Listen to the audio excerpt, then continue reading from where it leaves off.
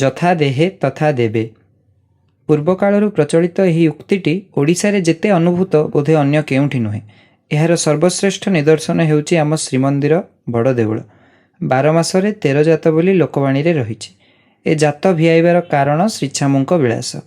ଏ ଜାତିର ହୃଦପଦକ ଜଗନ୍ନାଥ। ଜଗତର ନାଥ ବୋଲାଇ ମଧ୍ୟ ତାଙ୍କୁ ମାଘ ମାସରେ ଶୀତ ହୁଏ, ଆପଣା ଭାରିଜା ସଙ୍ଗେ କଳି ଲାଗେ, ଭକ୍ତ ମୁଖରୁ ବାଘ ଭାଲୁ ସବୁ ପ୍ରକାର ଗାଳି ଗଞ୍ଜଣା ଶୁଣିବାକୁ ପଡ଼େ। ଏହି ମାନବୀୟ ଢଙ୍ଗ ମଧ୍ୟରେ ଗ୍ରୀଷ୍ମ ଋତୁରେ ତାଙ୍କ ଶ୍ରୀଅଙ୍ଗକୁ କଷଣ ହୁଏ। ପ୍ରଚଣ୍ଡ ଖରାରେ ଝାଉଁଳି ପଡ଼ନ୍ତି। ଏଣୁ ଅଙ୍ଗରେ ଚନ୍ଦନ ବୋଳି ଦେଇ ତାଙ୍କୁ ସତେଜ କରିଦିଅନ୍ତି ସେବକମାନେ। ପ୍ରକୃତରେ କହିବାକୁ ଗଲେ ଏ ଠାକୁରଙ୍କର ଆୟାସ ଓ ଖଞ୍ଜପଟ ଏତେ ସରଳ ନୁହେଁ। ଚନ୍ଦନ ଲାଗି ଯେ କେବଳ ବୈଶାଖ ଓ ଜ୍ୟେଷ୍ଠ ମାସରେ ହୁଏ ଏହା ନୁହେଁ। ପ୍ରକୃତରେ ବର୍ଷସାରା ପ୍ରତି ରାତି ପହୁଡ଼ ପୂର୍ବରୁ ଜଗନ୍ନାଥେ ଚନ୍ଦନ ଲାଗି ହୁଅନ୍ତି। କିନ୍ତୁ ଏହି ସାଧାରଣ ଚନ୍ଦନ ଲାଗିରେ ବ୍ୟବହାର ହୁଏ ଅଳ୍ପ ଚନ୍ଦନ। ଚନ୍ଦନଜାତ ସମୟରେ ଘଟୁଆରୀମାନେ ପ୍ରାୟ କିଲୋଟିଏ ଚନ୍ଦନ ବହୁ ଶ୍ରମ କରି ଘୋରିଥାନ୍ତି। ଏଥିରେ ପଡ଼େ କର୍ପୂର, କେଶର, ଚୁଆ ଆଦି ବହୁ ସୁଗନ୍ଧ ଦ୍ରବ୍ୟ। ଏତେ ଅଧିକ ଚନ୍ଦନ ଲାଗି ହେଉଥିବାରୁ ଚନ୍ଦନ ଜାତ ବେଳର ବେଶ ବିଶେଷ ବୋଲି ଆପେ ବାରି ହୁଏ। ନାନାଦି ଅନ୍ୟ ଆଭୂଷଣ ମଧ୍ୟ ସ୍ୱତନ୍ତ୍ର ଭାବେ ଗଢ଼ା ହୁଏ। ବାସଫୁଲ ଶହ ଶହ ଲାଗି ହୁଏ। ମାଳଗୁଡ଼ିକ 20 ଫୁଟ ଯାଏଁ ଲମ୍ବା ହୁଏ। ଏହି ପୁଷ୍ପାଳଙ୍କାର ମଧ୍ୟରୁ ଅଳକା ନାମକ ଭୂଷଣଟି ବିଶେଷ। କପାଳ ଉପରେ ଏହା ଧାଡ଼ି ଧାଡ଼ି ହୋଇ ସଜ୍ଜିତ ହୁଏ। ପ୍ରାଚୀନ କବି ବନମାଳୀଙ୍କ ଭାଷାରେ ଅଳକା କପଳେ ଚପଳା କି ଖେଳେ, ବିଜୁଳି ଖେଳ କଲା ପରି ଝଟ ଝଟ ଅଳକା ଶୋଭା ପାଉଛି। ଏହାଛଡ଼ା ଫୁଲର ଚୂଳ, ଚୌସରି ମାଳ, ଝୁମ୍ପା, ଶ୍ରୀପୟର ମାଳା ଆଦି ଅନେକ ଅଳଙ୍କାର ଗୁଡ଼ିକୁ ଫୁଲଗୁନ୍ଥା ସେବକ ଓ ସ୍ୱେଚ୍ଛାସେବୀ ଭକ୍ତମାନେ ଯତ୍ନର ସହ ଗୁନ୍ଥି ଦିଅନ୍ତି। ଏଇଭଳି ଶୋଭା ପାଏ ଚନ୍ଦନ ଲାଗି ବେଶ। ବୋଧହୁଏ ଏହି ଦୃଶ୍ୟକୁ ଦେଖି ଦ୍ୱାଦଶ ଶତାବ୍ଦୀର ଜୟଦେବ ଗାଇ ଉଠିଥିଲେ।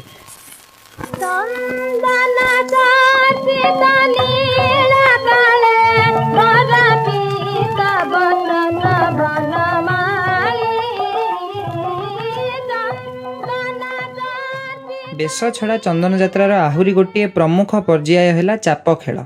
ଅକ୍ଷୟ ତୃତୀୟାରୁ ସ୍ନାନ ଯାତ୍ରା ପୂର୍ବଦିନ ଯାଏଁ ଚନ୍ଦନ ଯାତ୍ରା ପାଳିତ ହୁଏ। ଏ ଭିତରୁ ପ୍ରଥମ 21 ଦିନ ବାହାର ଚନ୍ଦନ, ତା ପର 21 ଦିନ ଭିତର ଚନ୍ଦନ ବୋଲି ଜଣାଯାଏ। ବାହାର ଚନ୍ଦନ ସମୟରେ ହିଁ ଚାପ ଖେଳ ହୁଏ। ତେବେ ବିରାଟ ଜଗନ୍ନାଥ ତ 21 ଦିନ ଯିବେନି, ତାଙ୍କ ପ୍ରତିନିଧି ଭାବେ ଯାଆନ୍ତି ଚଳନ୍ତି ପ୍ରତିମା ମଦନ ମୋହନ।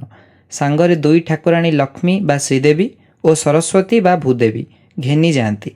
ରାମ ଓ କୃଷ୍ଣଙ୍କ ବିଗ୍ରହ ମଧ୍ୟ ବିଜେ କରନ୍ତି। ପୁରୀର 5 କୋଟି ମହାଦେବ ଲୋକନାଥ, ମାର୍କଣ୍ଡେୟ, କପାଳମୋଚନ, ଜମ୍ବେଶ୍ୱର, ନୀଳକଣ୍ଠ ଏମାନେ ପଞ୍ଚୁପାଣ୍ଡବ ନାମରେ ଜଣା। ଏହି ଦେବତାମାନଙ୍କର ମିଳିମିଶି ଏକ ବଡ଼ ଧରଣର ମେଳମୌଜ ହୁଏ। ସୁନ୍ଦର କାଠ ବିମାନ ଗୁଡ଼ିକରେ ଦିଅଁମାନେ ବିଜୟ କରନ୍ତି। ପିପିଲି ଚାନ୍ଦୁଆ ଓ ସୁଦୃଶ୍ୟ କାମରେ ସାଜ ହୋଇ ଏହି ବିମାନରେ ବାହାରନ୍ତି ମଦନମୋହନ।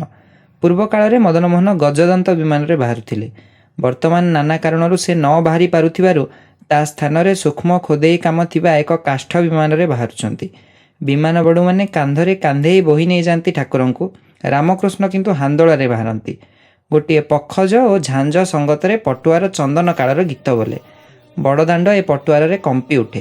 ଏଠି ସବୁ ପର୍ଯ୍ୟାୟ ପାଇଁ ନିର୍ଦ୍ଦିଷ୍ଟ ପାରମ୍ପରିକ ଗୀତ ରହିଛି। ଦିଅଁ ବିଜେ କଲାବେଳେ, ଚାପ ଖେଳିବା ବେଳେ, ବେଶ କାଳରେ, ନରେନ୍ଦ୍ରରୁ ବାହୁଡ଼ିଲା ବେଳେ, ଏ ସମସ୍ତ ଗୀତ ଖାଣ୍ଟି ଓଡ଼ିଶୀ ସଙ୍ଗୀତର ଉତ୍କୃଷ୍ଟ ଉଦାହରଣ।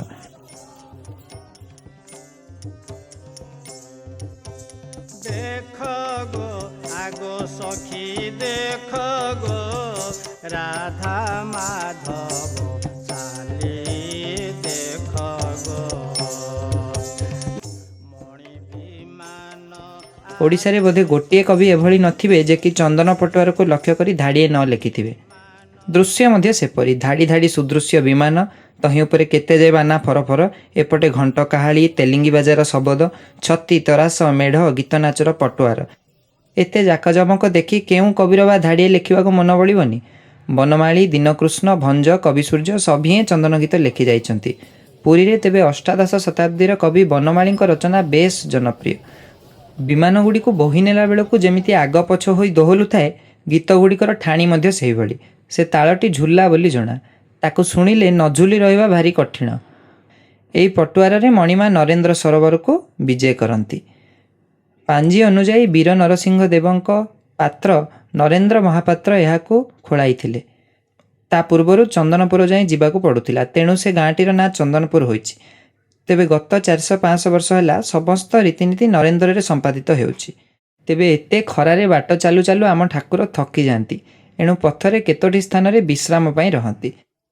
ବିଶ୍ରାମ କାଳରେ ଅନେକ ମଠ ତରଫରୁ ଭୋଗ ଅର୍ପଣ ହୁଏ, ଏହାକୁ ପନ୍ତି ଭୋଗ କୁହାଯାଏ। ଭୋଗ ଚଢ଼ାଇ ଦେହରେ ଟିକେ ବଳ ଫେରିଲେ ଠାକୁରେ ପୁଣି ବାହାରି ପଡ଼ନ୍ତି ଶୋଭାଯାତ୍ରାରେ।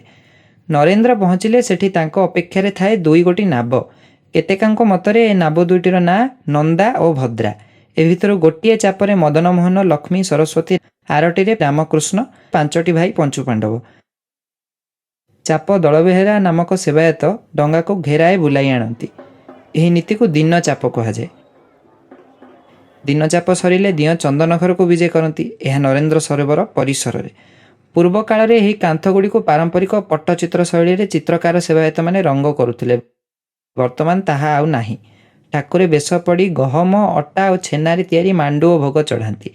ଏହାପରେ ସ୍ନାନ ରୀତିରେ 3 ଗୋଟି କୁଣ୍ଡରେ ବୁଡ଼ି ରହନ୍ତି।